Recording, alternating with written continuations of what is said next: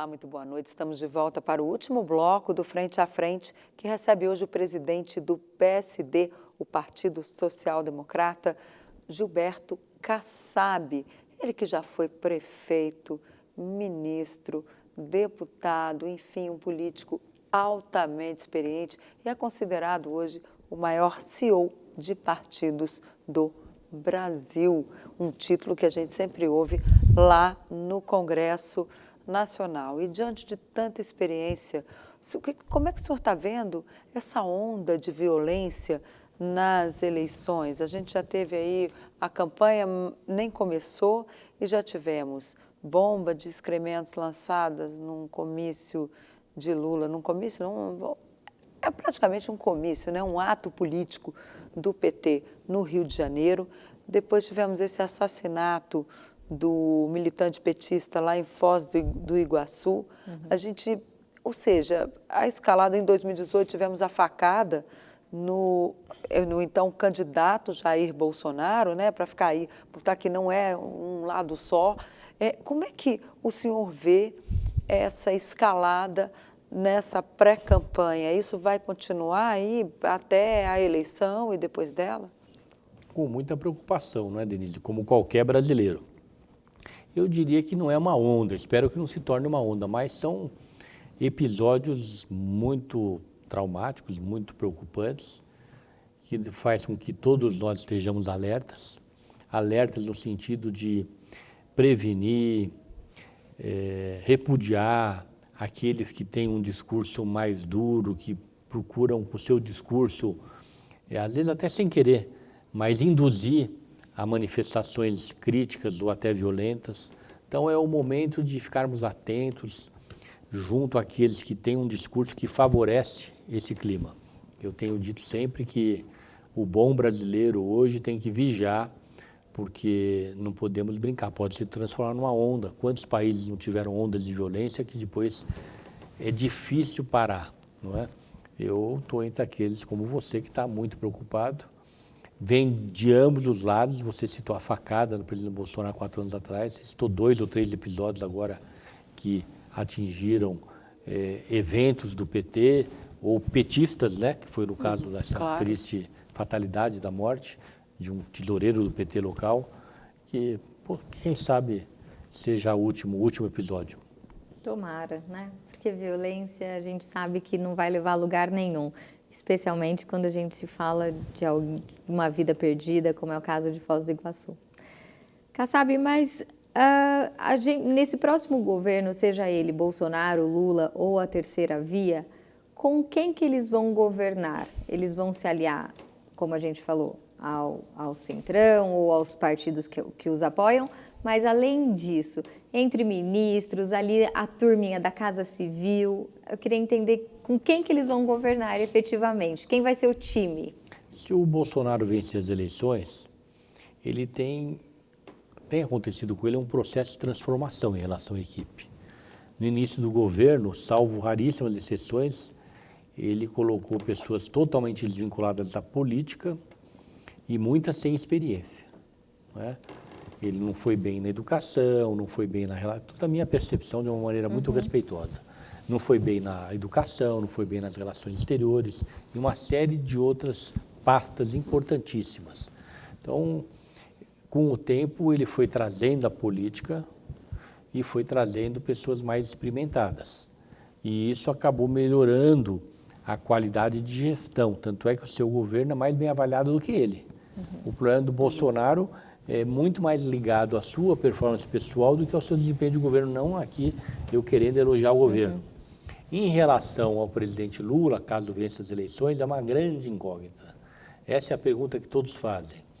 Porque ele, no início do seu primeiro governo, em 2003, ele ganhou a eleição em 2002, ele tinha um grupo de pessoas que se destacavam como sendo aquelas do primeiro time, não é? Entre outras. O PT tinha quadros, né? Entre outras, tinha lá como quadros principais o Zé Dirceu, o Márcio Tomás Bastos, o Palocci, o Duda Mendonça na estratégia de comunicação, o Zé Alencar na relação com os empresários. Então, as pessoas ainda não identificaram, ou ele está escondendo o jogo, não é?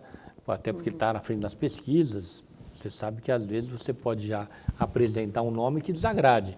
Então, ele, como está na frente, eu acredito que ele esteja escondendo o jogo, então todos temos uma dificuldade muito grande de identificar, pelo menos daquela equipe mínima que vai governar com ele.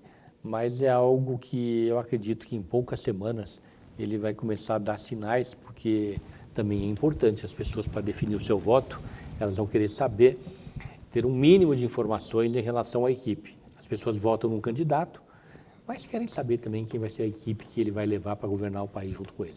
Trazer o Alckmin como como vice-presidente também traz um pouco dessa tranquilidade para o mercado, dizendo, olha, eu sou o Lula, entre aspas, bonzinho, que vou pensar no mercado, que vou fazer políticas, vou continuar com o teto dos gastos e todas as outras questões jurídicas envolvidas, ou isso é só para inglês ver?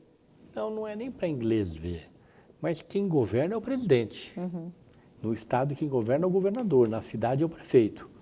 O vice terá atribuições que o presidente entender que deva ter.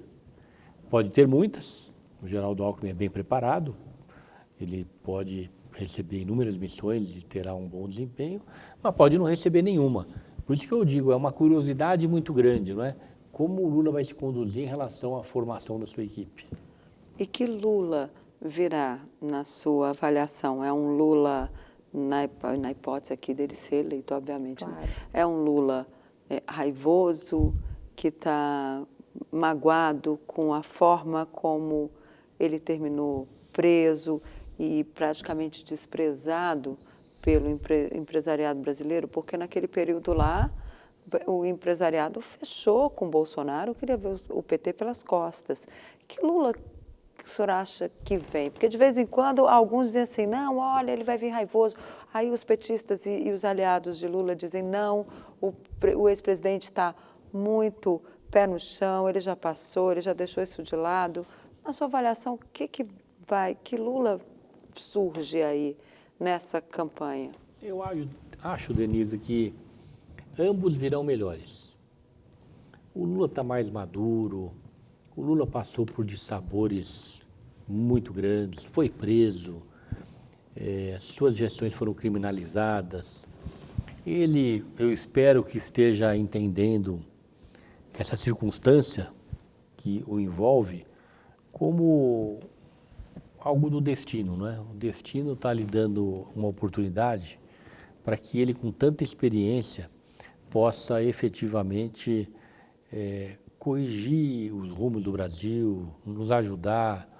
Eu espero que ele seja o Lulinha Paz Amor, o Lula próximo que foi o Mandela na África do Sul. Essa é a expectativa de todos aqueles que têm um otimismo em relação ao Lula. Como espero também que, se o Bolsonaro vencer, que ele possa ter compreendido os seus erros, não é? Que teve muitos, que ele possa aperfeiçoar aquilo que vem dando certo, que ele possa errar menos na estruturação da equipe.